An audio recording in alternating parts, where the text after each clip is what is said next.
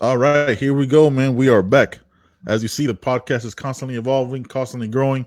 I got my brother to my left. There we go. Because it's weird, right? Because I never know which which side to point. As if you watch the videos, I never know which way to go. So I got my boy to my left right here, Jonathan Vallejo, man, the constant co-host on the chatter.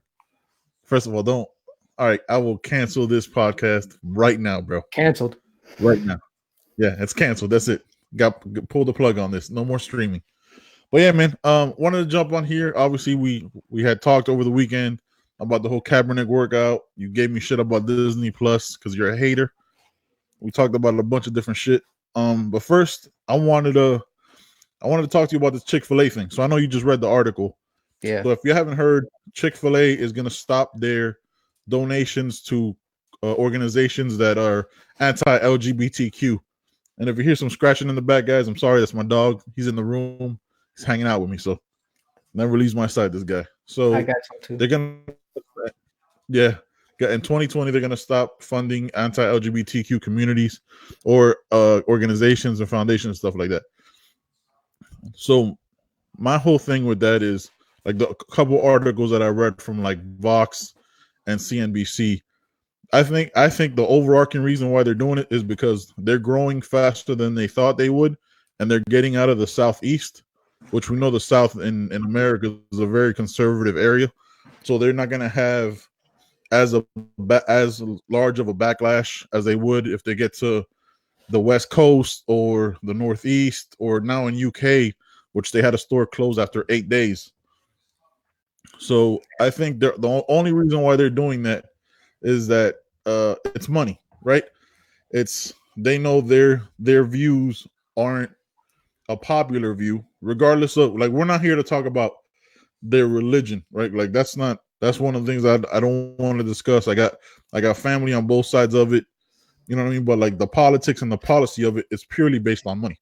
There's no other reason as to why they're doing it because once you start to grow and you realize, oh shit, once you get outside of your little comfort zone and your bubble, and you realize some people have a problem with the way you view things, and they're gonna react, you have to be ready for that reaction. Like you know how I always say, man, you got to keep that same energy. You know what I Right. mean? If you're gonna be anti-LGBTQ, you got to be anti-LGBTQ all the way. Don't just stop once you realize that oh shit, Yeah. you know what I mean? Yeah, and of You course, wanna one you of wanna the add on biggest. to that, or you want, Yeah, want me to just I'm reading keep the ranting? article. No, no. Well, you like to rant, but since you I give do, me, I do. since you needed a second to take a breath there, Yeah, of I did. course, who's who Get some who agua. who else but Mike Huckabee, right? Comes out Mm-hmm. and calls them out. And look, not for nothing, but I mean that's who they were representing. 2012, 2013. They Mm-hmm. came out. They're a strong Christian-led organization, strong Christian values. Mm-hmm. Don't open on Sundays because Mm-hmm. on the seventh day, right? And it's Yep, not on the a thing seventh against day. religion, but that's their values. That's what they stand for. That's what they claim, and um, that's why they made that statement back in 2012. And now, like you said, they're growing, they're expanding, they're leaving the South. Yep. There's a lot of money to be made on the coasts, both west Yep. and east. The majority of Yep. people live within like 200 miles of either coast, so you got to leave the deep South at some point. And it's nothing but, I mean, they're a business. It's a money grab. That's what it's for. They're going to be offending more people if they stick with that same statement from 2012 because they're expanding to Yep. these other markets than they would otherwise. And if they don't change their stance, and they're, like you said, they lost UK 8 days. The same thing will Yep. happen when they try to expand. If they don't adjust to the culture, to the times, it's not going to be successful for them. It's so it makes sense, but of course, how could we call them out, and as you should. Now, Yeah. uh, I mean, do I? I don't know if it's. I don't know if there's been a change at the top at the leadership, but at the end of the day, Mm. their entire organization is still. I think those values are still what they say they live by. Right now, people will have different definitions of what being a good Christian is. Right. Some people try to interpret the Yep. Bible one way, or uh, some another way. Some very literal. Um, so I don't know what to make of it, except that I know that it's business. You're in it to make money, um, and that's what they're doing. Also, but Yeah. but their business is based around serving their customers, right? And you got people that want to eat chicken. They're trying to reach more people that want to eat chicken. Yeah. And you So can't stop chicken, man. Chicken's amazing. you Can't can't stop stop chicken. chicken. That chicken doesn't care if you're black, white, gay, lesbian, bi, he, him, her, she, him, they, whatever. Like it just. Is, Hey, are, them. Yeah. It doesn't matter. Chicken is chicken. Unless you're vegan, then this isn't the podcast for you. I'm yeah. sure Then there's like a plant-based podcast that you go ahead and listen to. speaking of vegan, I never get this with vegans, right? And I tried the when I was stationed in Washington State for like 3 months. I didn't go vegan. I went like a vegetarian. Mm-hmm. But I started looking into like the stuff they eat, like chicken flavored whatever or meat flavored this. Like that's what they call their products. I'm like, if you're trying to get away from eating meat or chicken, why have the word meat or chicken in it? Like, what are you doing? Just make up a new word for it. Yeah. Don't fake it. Don't fake it, man. Just trust me. I tried people tofu. who be It's like delicious. I gotta add a lot of soy sauce and salt and pepper and other flavors to make it taste like anything. because it tastes terrible. Yeah. But yeah, man, chicken is chicken at the end of the day. But it's weird to me, right? Because if you want to look into the pot, they could have their beliefs however they want to believe in it. But once you start giving money to certain organizations, right? Like as a company, you can have that belief. That's fine. Like that's not what I'm debating here. That's not what I'm arguing. I'm sure I'm gonna get shit from people on either side of my family and my friends, right? That's not what I'm debating. But once you start like giving money to organizations that are against something, right? It says something about you. It says something about you, right? Like you be Christian and have your beliefs, be Jewish and have your belief, and run your corporations and organizations and everything you want, however you want, Scientology, all that shit. But once you start giving the money that you've earned from people that you probably don't like, right? Because chances are gay people, LGBT, transgender have bought Chick-fil-A at some point, right? Yeah. Like the percentages are. Yeah. So they founded that, and then what you're doing is saying you are against them because of your religious beliefs. Then that's where I have a problem with it, because once you start using your money for that kind of speech, to me that's a slippery slope to hate speech, right? Because you don't know where that money's going, and what you hate these people because of what? Like I still believe our First Amendment has a freedom of religion, right? Like freedom of belief, freedom of the press. You could be whoever you want to be. Right. That's our founding fathers. Like it goes a lot more than just the Second Amendment, which everybody lives by. You know what I mean? Right. So like you can't pick and choose that, just like you can't pick and choose the Bible. Like you can't. And the thing I always go to, and I know if you're watching this and if you're listening to this after the fact, that I always go to the Joe Rogan quote, right? If you hate gay people so much, you're probably gay, right? Like you probably want to suck a cock. Like isn't that the Joe Rogan joke? Like something along those lines, right? He's like, hey, if you are so nervous, if it makes you so uncomfortable, then you're probably gay. Just come out of the closet. Like it's never been a thing that bothered me. Like I have family. Like I have family who are gay. You know what I mean? I got cousins. I got, you know what I mean, extended family, and it's like they're just because of them living their truth, you want to fund, again, like you could believe it, you want to fund something that's against them. Then we got a problem. Then it's personal for me. Like then I don't understand anything else that you're saying, because man, we got beef now. Just keep that same energy. Don't believe. Then you're no longer a Christian organization, right? If you're Chick-fil-A, now you're just a money company. That's it. So you better open the fuck up on Sundays and let me get some waffle fries with the Chick-fil-A sauce, because your Christian beliefs go as far as your money goes. Because now you're opening up, and now it's different. I mean, but what organizations were they? I mean, it was Salvation Army, and then the Fellowship of Christian Athletes, right? Which and focus on the family, which is the one that Drew Brees, I think, got in trouble for. Oh yeah, that guy. Yeah, I saw that. All right, and I mean, they both, like, the Salvation Army has their mission statement, and Fellowship for Christian Athletes as well. But one of the things that's not in their mission statement, but which I think is known about them, is that they oppose same-sex partnerships and marriage and things of that nature. So Again, Chick-fil-A doesn't have to go out and say, like they did in the past. They don't have to say anything. They just who they give their money to says kind of those values that they represent, right? Even though the Salvation Army has a different mission statement, their mission statement is not we're against same-sex marriages, but that's something that they're open about. But I like Chick-fil-A's pivot because I think in the article it talks about how they're going to focus on homelessness and education on homelessness and hunger. So and youth, and something about like youth education and like some other stuff. Yeah, man. Okay, who do you think are mostly like? Who do you think there's no gay people that are homeless? You think there's no families that what I mean that still have that right? I guess I want to say like old way of thinking that what I mean that they're kids because they're gay or whatever, or transgender or whatever the hell they are, whatever the hell they choose to be or however they were born is a problem for you. You think they're not on the streets? So then what? I don't know. It's a very slippery slope to like pray the gay away, right? Like that's kind of what. I mean, I know they have those programs. I'm joking, but there are those programs that I've heard about it where they say, well, you just need to reset or pray and I'm just like, I'm speechless. I have nothing to say. It's like what? Yeah, like you 100% can't.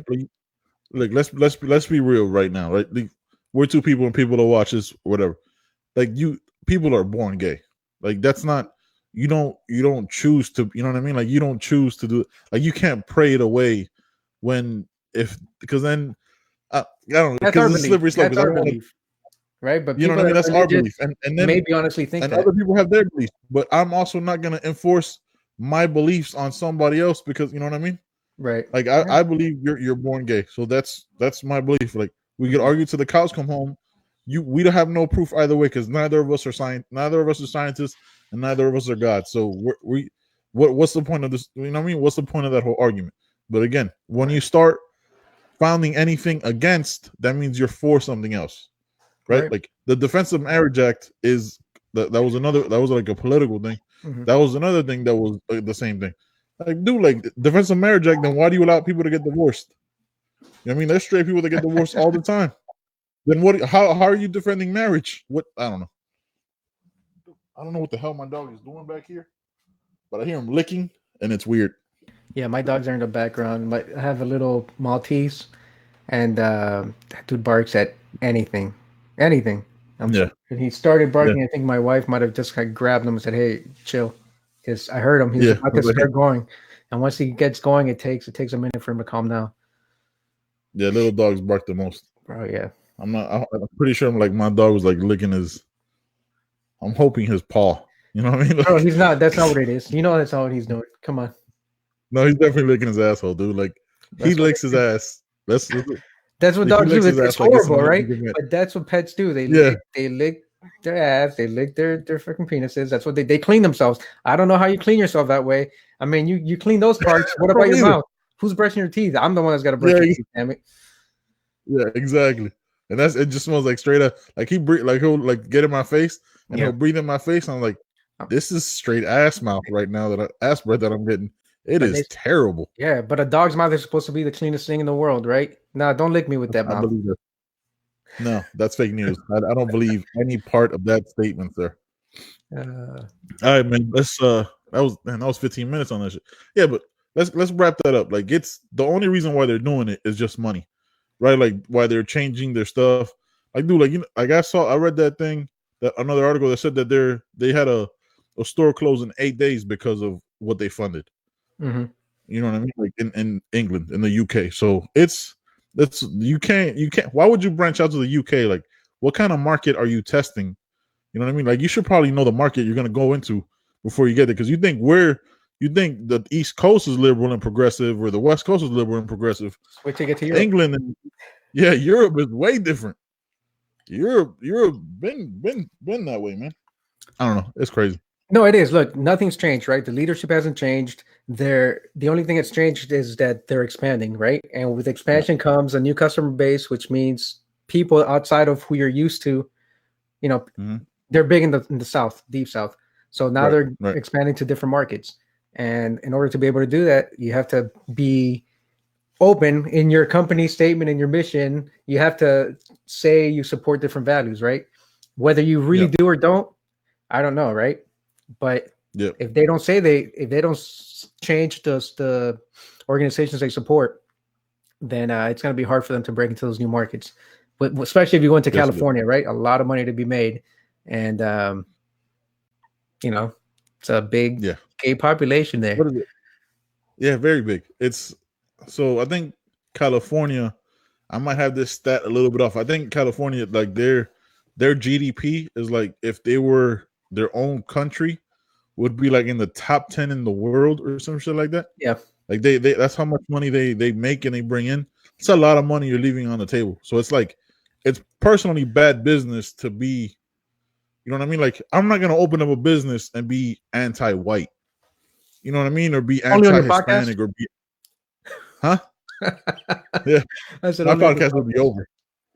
Yeah, don't I wouldn't name my podcast the anti-white podcast. God, that's it. It's over. You know what I mean? Yeah. It's a wrap. It doesn't make sense. Like if you're opening a business, you have to. I mean, I guess you don't have to, but I don't know how successful you'll be if you don't welcome everybody. You know what I mean? Like Right. it doesn't make sense. Speaking of not welcoming everybody, let's talk about Stephen A. Smith and Max Kellerman, boy. Man, You like that? You like that segue? That yeah, was a solid segue. Yeah, you can. I feel like I just did the little 60-second break on Sports Center. Like, oh, right after this, I just did that right there. I'm a professional at this, son. You can have that job then. Yeah, thanks. So obviously, we're not gonna listen. We've talked about this fucking dog. He just smacked the shit out my table. Yeah. So everybody, we talked about it ad nauseum for the last 3 years, the whole Kaepernick thing and kneeling. That's not what this discussion or this conversation is going to be about. This is more so the reaction that Stephen A. Smith had to Colin Kaepernick. Like, look, obviously, if you're watching this on video, if this isn't evident to you, neither of us are black. Both of us are Hispanic, so we're both in a minority. Yeah, you look white. All right, you're that white Hispanic. So if you miss what Stephen A. Smith said, saying that Colin Kaepernick didn't want a job, paraphrasing, because it was like 30 minutes. I'm not gonna break that each word he said down. So saying that he shouldn't have shown up wearing a Kunta Kinte shirt, the fact that he changed the venue was crazy, because almost like you have to appeal to the establishment, right? And if you know me, or if you listen to 85 episodes of this podcast, know that I'm not an establishment guy, right? Like I'm a very much so buck the system, like what's like Killer Mike says, kill your masters. Like I'm not that guy. So I'm immediately against, you know what I mean? Like I'm immediately against anything he has to say. Mm-hmm. So because it doesn't, that whole stay in line or stay in your place, know your place argument of it is weird to me. Like it makes me uncomfortable. You know what I mean? And then like for Stephen A. Smith and Michael Eric Dyson to both, even Michael Eric Dyson couldn't argue. You know what I mean? Couldn't even argue against Max Kellerman, because it's true. Like Max Kellerman made these great points that you'll bring up, but for Stephen A. Smith, only retort or reply was to be, well, basically, well, you're not black. You know what I mean? Like that was like, oh, that's it though. Like so, white people or Hispanic people don't have the right to speak up against civil rights or any kind of injustices or the power structure that is, because I'm not black or he's not black. Like that doesn't make sense to me. So yeah, man. Look, so first of all, I believe that was on ESPN, right? Or was that Fox? Yeah, First Take. That was on First Take. First Take, right? So that's ESPN as far as I know, unless that changed to Fox. Which means, and ESPN has rights. They have broadcast rights with the NFL, right? So first and foremost, their best interest is not to support anything that's going to buck the system or go against the NFL. That's a big thing, right? Because Stephen A. Smith is known for one thing, and that's talking so he can hear himself talk. That's it. I'm not gonna hate his hustle, right? That's how he got to where he got. That's what he does, like it or not. But a lot of the things that were said, and I'm surprised that they brought Michael Eric Dyson in, and he agreed with both, right? He agreed with Stephen A. Smith, but he also acknowledged Kellerman's points, which Stephen A. wasn't doing at all, and that's what he said. And I saw the almost 30 minutes of it. I don't know if you got a chance to see it. It was like 2 different clips. I didn't see the show, but I just saw the clips of that conversation. And one of them, Stephen A. tells him how, look, I've told you about this before. I've had this conversation with you before, and I don't know if this is a private conversation they've had or if it's an on-air conversation they've had. But he's like, right. I'm not so this isn't blindsiding you. And then he drops it. Essentially, what he said was what you said, right? It was like in less words, like, you're not black, so you don't know what it's like. I mean, it was worded differently, but that's what it came down to.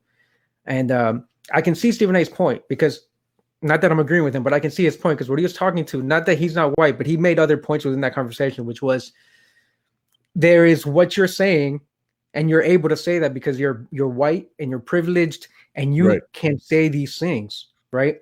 Whereas that's you may be right in saying those things. What you're saying should hold true, but as a black person living that reality, like, he can't show up in the Kunta Kinte shirt, right? You're applying for a job, and we all know the NFL is shady. We all know they've done you dirty for 3 years. We all know you've been blackballed, and there are quarterbacks on the field that you should be starting over, or backups that are now in place that you could be starting over. Or, you have a second string job and you're playing now, for sure. There's no question about that. When he left, and even now. So we know that there's something going on. Like, there's been something going on to keep you out of the league, right? And you've made your statement. You've said what you needed to say. But if you want to play in the league, like, at some point, and this is what Stephen A. was trying to say, even though he was so, he's abrasive, it makes it hard to listen to this guy because of how he speaks and like how he was essentially telling Kellerman, look, dude, you're white, shut up, you don't know what you're talking about. He's saying, look, hey, if you want to play in the league, man, look, it was a bad situation on a Saturday. There's going to be no real scouts there, no real NFL people, because they're traveling for their Sunday games. But that's what they gave you. Either you take it, and then Michael Eric Dyson was more eloquent about it, which was like, you find a way to get on the inside, get back on the inside again. But if you can't get in, then you can't make a change. You can't do anything. You're still without a job, and you're still not able to do anything from within. And so Michael Eric Dyson kind of was able to articulate that better. But yeah, like Stephen A., man, like, and then to Kellerman did have a counter to that, where he's like, like, you can say that about anybody. Oh, I'm not a woman, so I can talk about women's rights. I'm not Latino, so I can't stand up for Latino people. Like, Kellerman realizes, and Stephen A., I don't think he really had anything to say when Kellerman made his counterpoint, which was, and I agree with him, which was, I'm not black. I don't live the reality. I understand that I can't, as a white guy, I can say certain things, and that's the point. I have that privilege. I'm a white guy. I'm a journalist. I have a platform, but what's the point of having that privilege if I don't do anything with it? That's why I'm saying it. I can say these things because other people that don't have that privilege, that don't have that platform, can't say them. And so, I think there was, I'm sure like Black Twitter got behind Kellerman. I think you sent me an article. I didn't get a chance to see it, but yeah, that's the point that he was trying to say. Like, I know people can't say and do these things, but they should be able to. And that's the point he was trying to make. He's got that platform, so he's going to speak out against it every time. And so after that, Stephen A. kind of he was like, he had nothing to say. So for me, with the whole Stephen A. thing, it felt like a lot of it was like, I'm going to make my points to try to get this round 10-9 or whatever, and I'm not gonna listen to what you gotta say. Like, a lot of it was like, I'm gonna talk, but I'm only gonna respond with what's the word? Like, for the reason I'm only gonna respond. I'm not actually gonna respond to your points, right? Because it's also de-legitimizing or illegitimizing the fact that like white people didn't also struggle in the civil rights. Like, white people marched with Martin Luther King. You know what I mean? Like, it takes allies and a bunch of people to point out an injustice. Not to say, listen, the fact that Colin Kaepernick doesn't have a job, yes, he had 2 good seasons. And you add in the circus of what would have happened if a team signed him. we spoke about this for years. Obviously, no team was going to sign him. We know this was a PR stunt for the NFL for them to like clear that up. Which all they ended up doing was making a bigger mess of a situation that was pretty much already dead. Like you have Lamar Jackson in the NFL balling, Russell Wilson in the NFL balling. You're probably two front runners for the MVP. Sean Watson. Yeah, Deshaun Watson latch on to that narrative, and so because the narrative changed, right? For like the reason he was kneeling to what it is now, he was whatever. Mm-hmm. So latch on to that instead of going back 3 years. For what purpose? Like what did they gain from it? And for Stephen A to basically come with that whole thing, with like, well, man, you're not black. That invalidates anything else he has to say because he's way more educated and way more eloquent than to just say that, right? Like he could have been better than that. Like that that doesn't make it. He should have been, right? Oh well, you're not black. Oh okay, well no shit, man. What you want to point out anything else? Your hairline isn't what it used to be. We want to point out obvious things, huh, Stephen A? Is that what we doing? Yeah, I was look, man. It's not that he made some points that I agree with. Like he was until he said that like you're not black, so you don't really know. But he was talking about like, hey, we can't. Again, it's just the way that he speaks and whatever point he was trying to make. But from what I was trying to listen to Stephen A. through his yelling and what he does and his antics. And like what I got from what he was trying to say was that, look, yeah, you're right. You can say it this way, but the reality is, even though it should be the way you're saying it, Max, as a black person, they can't act that way. Yeah. And I think he did say that, but it's just like everything else that led up to that, like, like like, and then to throw him out there, like, hey, I've told you this before. We've had this conversation. Again, I've never heard that conversation. Maybe they've had that conversation on the show before, but that's one thing to have that, and then to just say, hey, we've had this conversation. I've told you about this before, so you're not being blindsided. Yeah. And then he essentially says you're not black, so you can't talk about it. I'm like, man, if that's a private conversation, that is a blindside. Like, you take a private conversation to like this in a public forum. So Stephen A. did make some valid points to what you said. Like he said, like, that the black man's plight of having to work twice as hard. Have, like Michael Eric Dyson said, like he has to have conversations with his son. This dog is gonna be the end of me here. That he has to talk to his son about driving at 10 and 2 and making sure he's, making sure he talks the right way to people. Yeah. And make all those conversations that a lot of people don't have to have. You know what I mean? So I'm trying to grab my dog from under the table. So all these conversations that people don't have to have, that Max Kellerman will never have to have with his kids. But again, that's it. That at that moment, that isn't the topic at hand, right? It's why the NFL did what they did. But Stephen A. was looking more like the protector of the shield and part of the shield because he's representing ESPN and the NFL, right? Like by our reports, he just got a huge contract. He's their highest paid person because he's the most inflammatory. He's the black Skip Bayless, right? Like if we're looking at it in any other way, he's a black Skip Bayless. He's a Skip Bayless on ESPN, and Skip Bayless is Skip Bayless on Fox. Right. Like they say outrageous things to get you. They're, you know what I mean? They're clickbait is what they are. Yeah. And they got us. Like, look, we're 20 minutes into this conversation, and you know what I mean? Like it was weird because obviously, like no people are a monolith, right? Like not all Hispanics are one way, not all black people view things one way, and so on and so forth. But for the argument to be, well, you're not, is you kind of like erase that person from the conversation. I was like, so my views don't mean anything? You know what I mean? Like, I've listened to Stephen A.'s 20-minute rants and soliloquies on fucking weed and all this, stay off the weed and all this shit. Stuff, you got Joe Biden's old ass now saying, you know what I mean? Like that weed is a gateway drug. Welcome to the 1980s. The fuck are you talking about?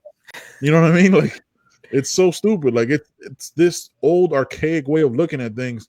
Like we, as a new generation or upcoming generations, aren't allowed to evolve and change, right? Like that. There's an age discrepancy between Max Kellerman and Stephen A. Smith. Stephen A. Smith probably experienced a lot of prejudice, a lot of racial issues coming up growing up when he grew up. Yeah, that Max Kellerman never did. But that's a credit to Max Kellerman because he never had to experience that shit and he still recognized it. Exactly. And that's what he was the point he was making. He's like, yeah, I don't live it. I haven't lived it, but that doesn't mean that I, like he said, you got to speak truth to power.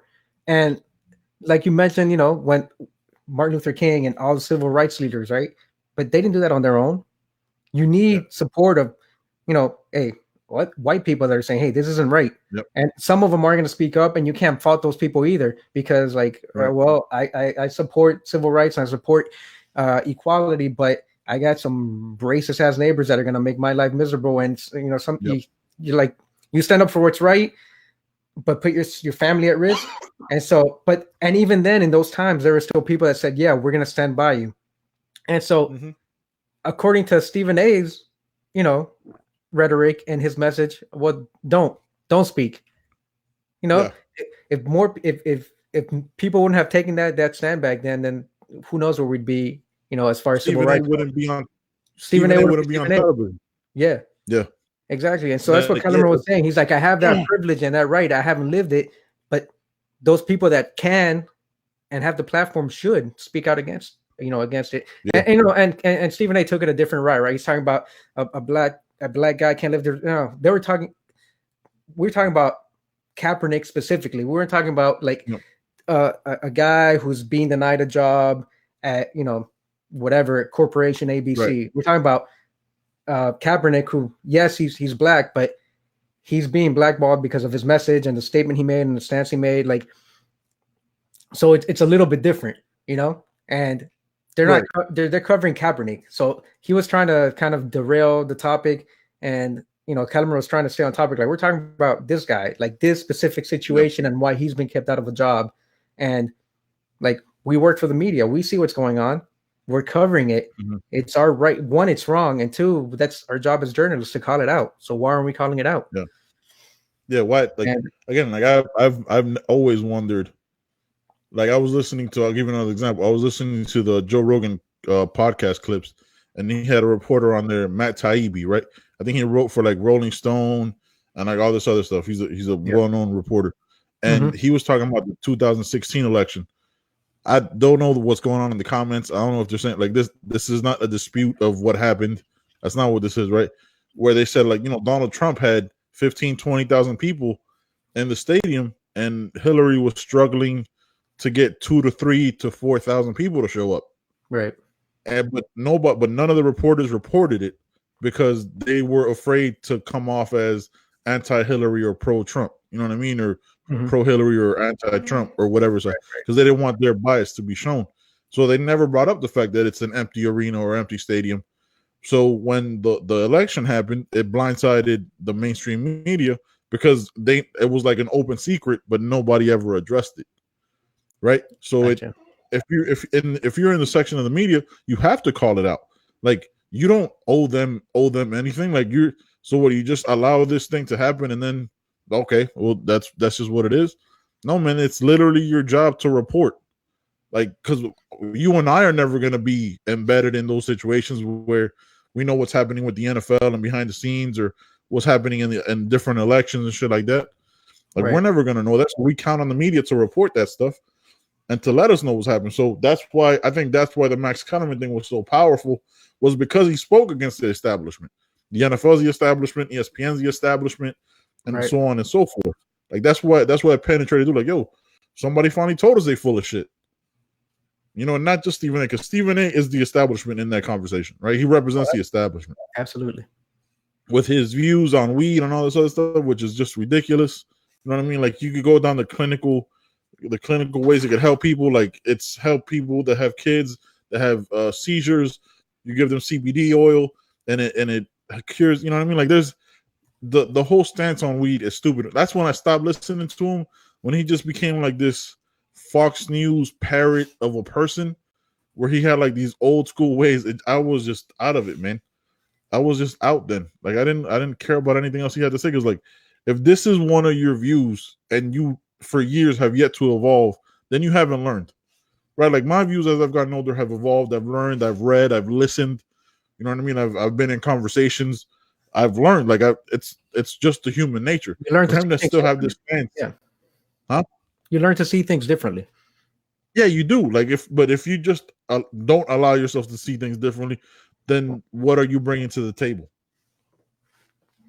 No, right, nothing. And he wasn't really trying to bring anything to the table. I think he was just trying to get his talking points out because he is the establishment. And in that sense, like I think that's the ESPN and the NFL again. Their best interest is to get this Kaepernick thing under control, right? And make sure the NFL looks good doing it. Right. So where they're gonna put their mouthpiece on it. And Stephen A. Smith is nothing but a freaking mouthpiece. And Yep. that's the message he was trying to deliver. I mean, it's an entire right, and it's an entire fiasco because then Goodell's got Jay-Z. Another, that's a big PR stunt. Jay-Z's interest is, he's trying to become an NFL owner. I'm not sure if you're aware of that. At some point, he wants to own an NFL team, right? So, is he really trying to get Kaepernick to do whatever? Like, hey, look, just get in and get your foot in the door, or is he just trying to? What he's saying is really in his best interest, so that he can get get in and have a shot at getting an NFL team, right? Like he's gonna say whatever he needs to say, so that his chances of winning a team, increase. So it's hard. Like, was Jay-Z doing that for his best interest, or was he being used by the NFL because they know he wants to be an owner, and so they're just gonna get him to like do the song and dance and just spit out their message? You know what I mean? Mm-hmm. Yeah. So it's tough. I thought, like I said, I thought the whole point of it was stupid. Like, could have just let this die out. Nope. You know what I mean? Like, I don't think there's like a huge clamoring for Colin. If you're honest about the situation, the NFL doesn't want him back for many reasons. Mm-hmm. Like, you can if you want to compare it to a like situation as far as the media circus, it would be Tim Tebow, right? Like, which is why, yeah, you know what I mean? Like, Tebow was a solid quarterback, could have been a backup, probably should have been like more like a tight end / H-back, you know what I mean? Because of his size and his athleticism. Right. But the headache and the media scrutiny that comes with Tebow and the following and almost the cult-like, you know what I mean, people that are behind them, it's not going to be fun for an organization that doesn't give a fuck about the people, only cares about the money and themselves and their shield. Yeah, and yet Rex Ryan, who was all about, I think he's spoken out against Kaepernick, right? Kaepernick is just interested in getting his statement out. It's nothing but a media circus, right? But what does he do? Yep. He goes out and brings in Tebow. What does he do when he's in Buffalo? He brings in Richie Incognito, who called someone the N-word down in Miami, and then he said, "Come over here because we need bullies. We need to bully people." What are those two guys but polarizing and media circuses, like their situation, right? So so you can't you can't take what that guy says, seriously, because people are gonna get upset. He's a Trump supporter. He spoke at a rally, so like you can't take what he says seriously when he's like, "No, Kaepernick is nothing but a media circus. I don't want that around my team." And yet you're the guy that brought in Tebow and brought in Incognito, and like they're nothing but media circuses. So like you're speaking out of both sides of your mouth. So what do Richie Incognito and Tim Tebow have in common? I can't quite put my finger on it. And what is the difference between them and Colin Kaepernick, man? Huh. And what was he called by somebody in 2016 and on about that mother effer? I can't remember, huh? Can't remember at all. Just can't. It's on the tip of my tongue, but I can't quite. That's interesting. But yeah, man, I don't listen. That's I could, me, man. I could go on this shit on these rants, political stuff. You've seen it on my Facebook. It's exhausting. But you know what I mean? Like it's gotten to the point. Like, dude, like I'll listen to the news. Like, I listen to like liberal progressive media, which isn't anything on a network. Let's get that cleared up right now. Like, there's no liberal progressive media on television at all whatsoever. Yeah, that's not CNN. That's it's not media. No, that CNN isn't it. MSNBC is the establishment. Fox News is the establishment. Again, if you've listened to the first couple, I'm not an establishment guy, so I get my news from like from YouTube and different stuff where they talk about the same stories, just with a progressive and liberal bias. I appreciate that over, hey, we call it down the middle, but let's just shit on everything that's progressive. You know what I mean? But like it's just so weird to me. So let's talk about. But we've kept it light. No, but we have kept it light. Did you get it? No, we're gonna continue to keep it light. That's why we're going to Joe Biden. This is very light. We're just gonna talk about the weed shit. This is all. I haven't even, bro. Look, I'm staying out of all this. Dude, I'm gonna tell you the story. I know you've been working in like a cave and shit. I'm gonna tell you the story. So Joe Biden is at a not press conference, but like at a rally. Like I guess people showed up to that shit. Not a Joe Biden guy, just like I wasn't a Hillary guy. I'm not an establishment guy. So he said that marijuana, first of all, called the marijuana, which is already weird. Marijuana is a gateway drug. Marijuana is a gateway drug. How stupid can you possibly be with all the science and all the studies that have come out? So then what you're saying to me right there is you're going to be pharmaceutical companies that people are addicted like a motherfucker to all the pharmaceutical drugs that come out and lead to other addictions and lead to a bunch of problems that are bigger than we can cover here. Right. Dude, Snoop has been smoking weed for his entire life. Yep. His entire life. Perfectly fine. Has a show with Martha Stewart. Has done well for him, you know what I mean? Has done well for himself. Like, what are we talking about right now, bro? What are we talking about? Gateway drug, bro. You know what it reminded me of when I read that shit and I saw the video? Was when me and you were in school. I think we probably like elementary or middle school. Okay. And they had like the Dare t-shirts. Remember Dare? Like Dare to keep kids off drugs. I feel like we gotta bring those shit. That's how old that felt. Like it felt like a Dare commercial, bro. It was this is your brain on drugs. If you're on the weed. Marijuana. Look, here's the thing. Bro. The real gateway drug is these damn doctors who are quick to prescribe anybody a painkiller other than Tylenol and Motrin, right? They're like, oh, you stubbed your toe? All right. Well, let me give you a prescription for fucking something that will knock out an elephant, right? Yep. And then that leads to what? The opioid crisis, right? Because at some point people stop needing that stuff, right? Yeah. After surgery, after whatever. What's that? Yeah. I said at some point it gets too weak. Yeah, it gets too weak, and you need more or higher dosage or whatever it is. And I mean, look, it's not the doctors, right? But it's just like anything, it's a business because there are pharmaceutical salespeople, and doctors see countless people from different pharmaceuticals, right? Like, which one is going to incentivize me more or pay me more, whatever you want to call it, to push their drug. And so whichever one gives them the better deal is the one that they're going to display at their offices, and it's the one that they're going to like just push on people. Like that's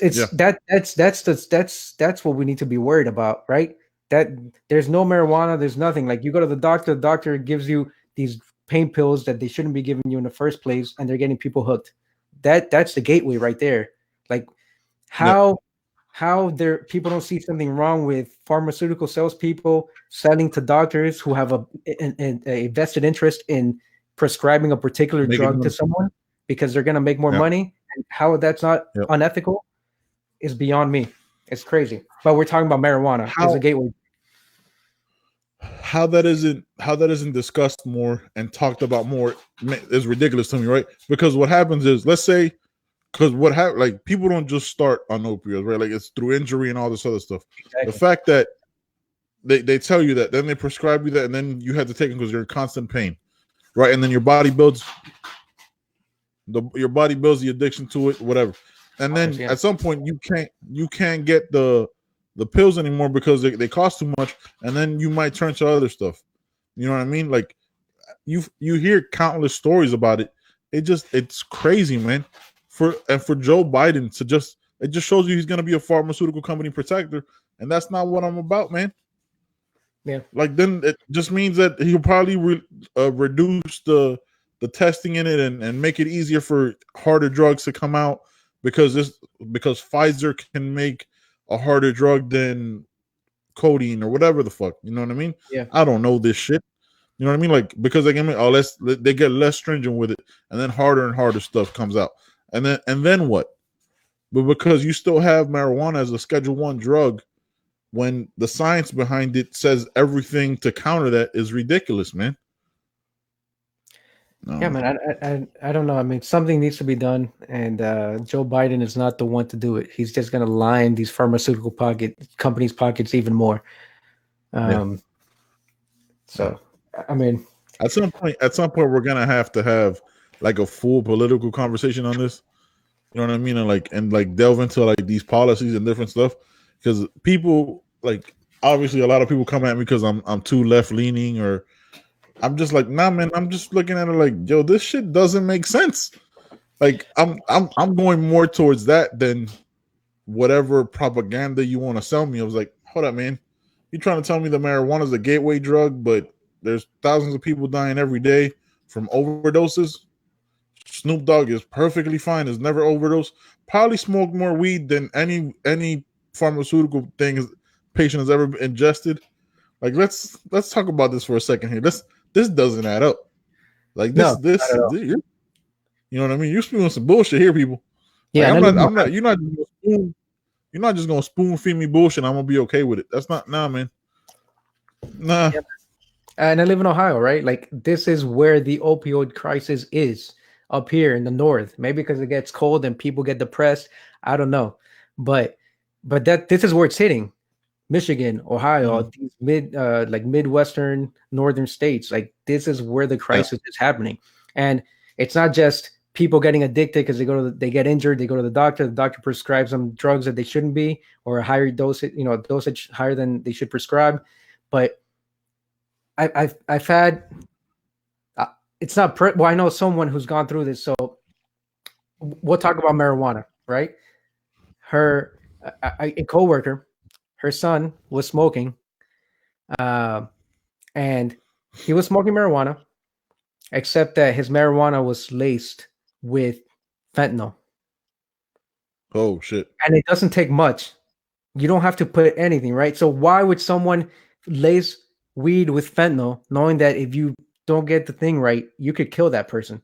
So what happened with your son was that, like, he didn't come out of his room for like almost a day, and they went to check on him, and he was just like, he was out.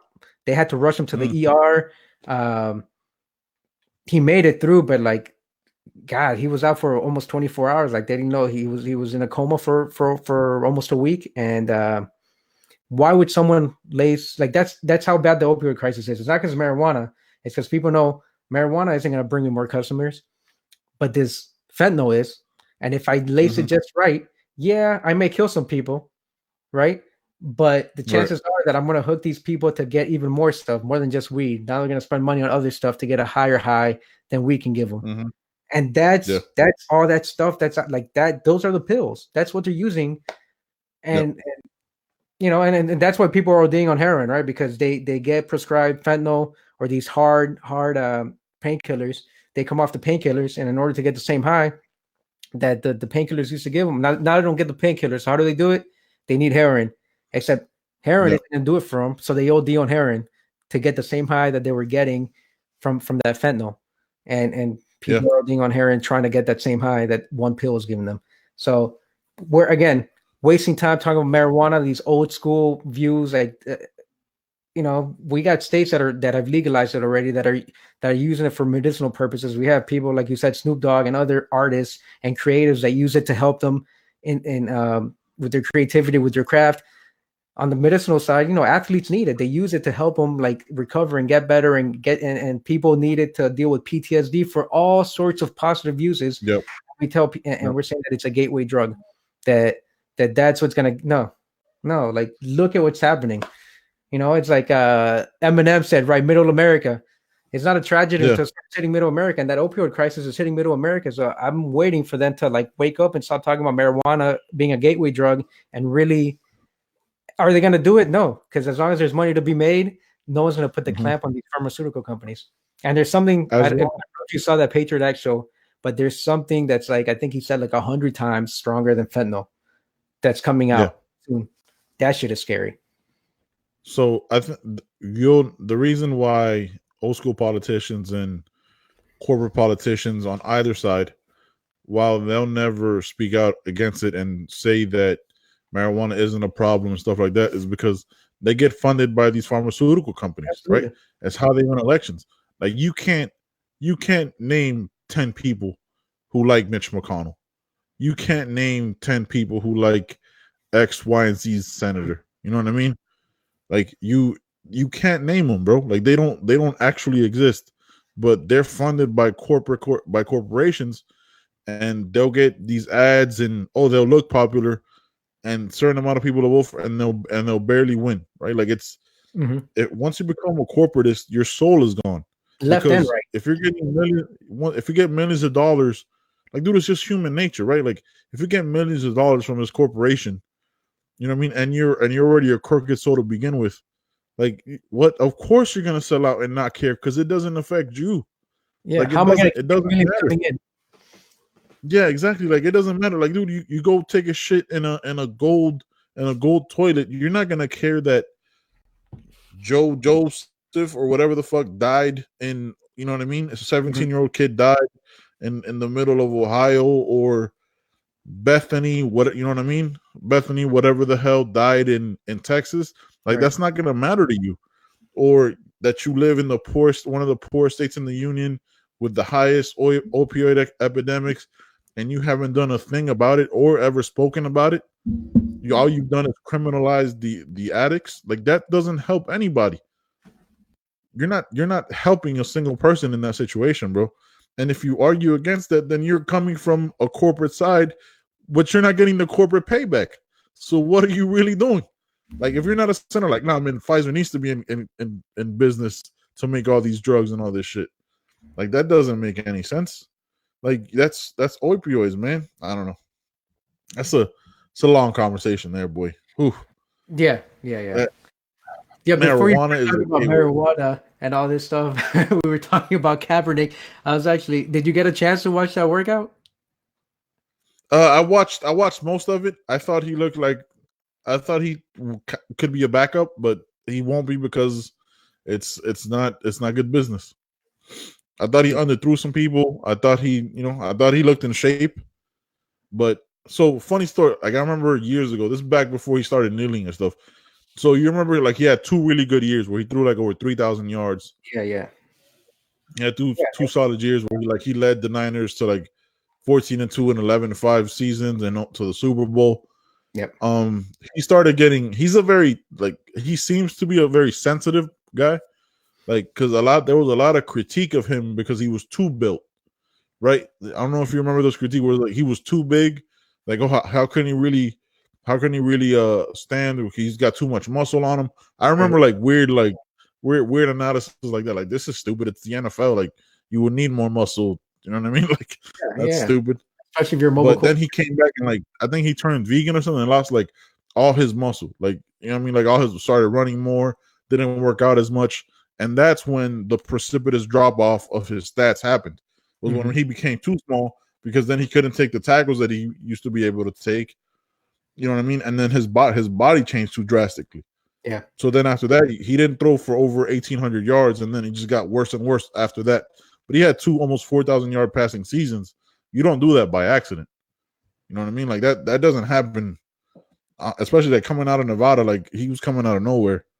So it's a lot it's a lot that goes into that whole story, man. Yeah, and there was that was a circus too within itself. I mean, not just obviously he was making his statement, but I think Harbaugh drafted him, and Harbaugh is on his way out, and they wanted to get rid of Kaepernick too. So like they were looking for any excuse to get rid of him and bring on a new face with a new coach. I think John Lynch used to play for Tampa Bay as the general manager there, and yeah. I mean, he got fired since then. But he's on there now, or he. I saw him sitting in a booth as a general manager for some team, or it was a different team that I saw him for within the last couple of weeks. I always assume general managers get fired within 2 years, so I just kind of made that assumption all on my own. Yeah. So, but I mean, they got. Now it's looking like they made the right choice, right? Like, look, we got Jimmy Garoppolo, and we're 9-2 or 9-1, whatever they are. Yeah. It's like, look, man, the NFL's a business. They're gonna do what they need to do. I just thought it was stupid to bring this back up 3 years later. Like, you know what I mean? Like, again, not gonna discuss the whole kneeling thing and how it got changed, the narrative and all that shit. That's not. Mm-hmm. We've talked about that enough. But it didn't make sense for them to do it now. Like, there was no justification for it. And then, like, the way it was thrown together, it was just a complete shit show. It's like, you know what I mean? Like, it just didn't make sense. Like, yo, I'm gonna just do this live video real quick without any plan, but my entire career and livelihood is based on it. Like, why would you agree to that? And then the establishment sets the rules. We're like, no, you're gonna sign this waiver. You're gonna work out here. You know what I mean? Like, nah, man, I don't trust y'all motherfuckers. Like, we gonna do this, this, and this. Like, if not, we not. Then it was just a fucked up situation. Period. It was, and I get it. Look, as the employer, you're entitled to set the rules, though, right? If you're the prospective employer and you're offering someone an interview, you say, okay, hey, I got this date and this time, and the equivalent of what Kaepernick did, agree or disagree with it. And I mean, I agree with what he did, but the equivalent of what he did was like me applying for a job and then saying, oh, and by the way, I don't want to come in on Monday at 3:00. I want to do the interview over Skype in my pajamas while I'm drinking whiskey, and I get to pick the questions. I mean, but it shouldn't have been. It's two different worlds, right? Because look, college players get pro days, and they get to pick the people that they throw to, right? Mm-hmm. They get their pro days, they get all this stuff, and they get to pick the field, the people, and scouts to show up.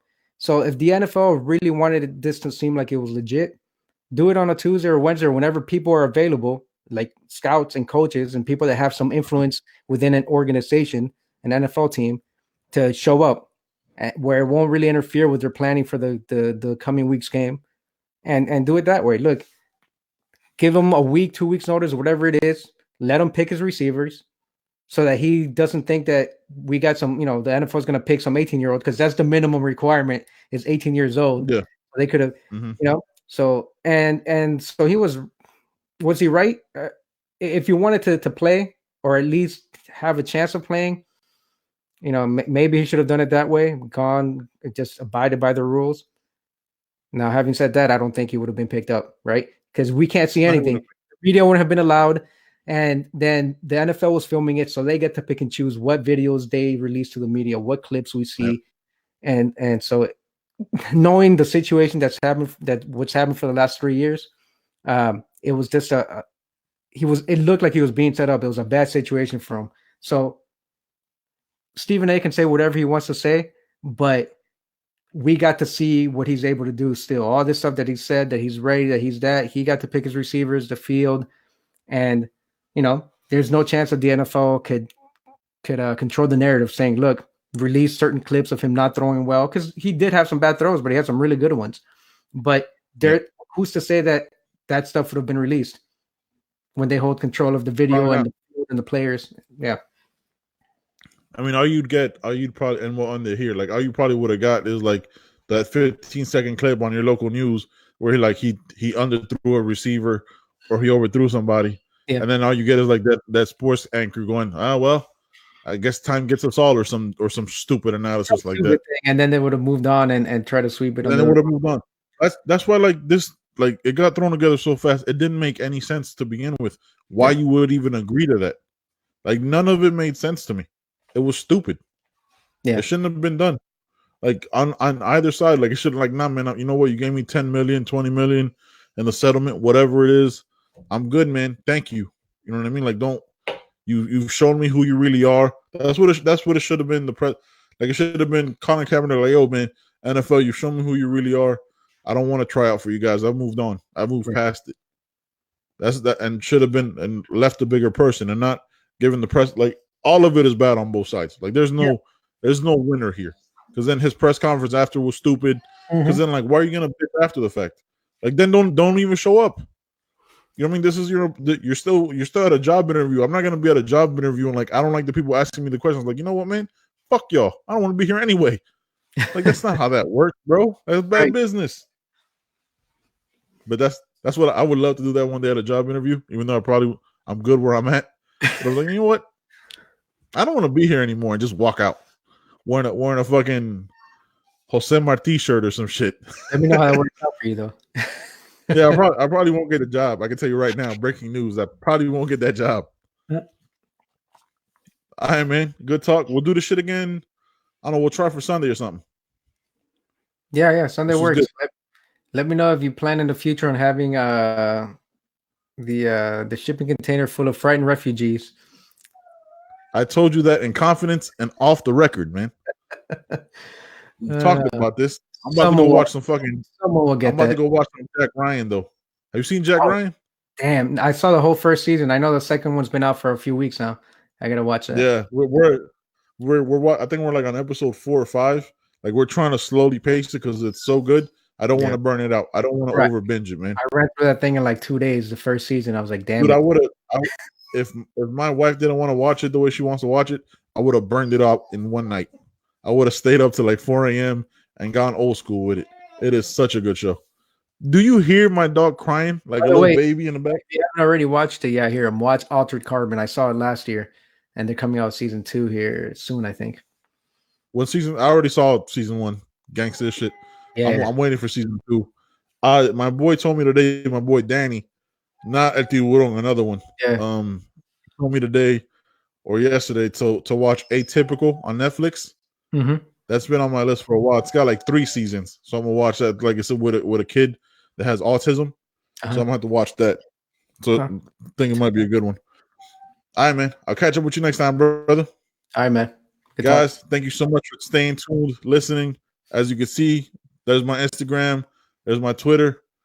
I'm everywhere: Spotify, Stitcher Radio, Apple Podcasts, you name it. I'm there, man. Come find me, man. Thanks for listening for the live chat.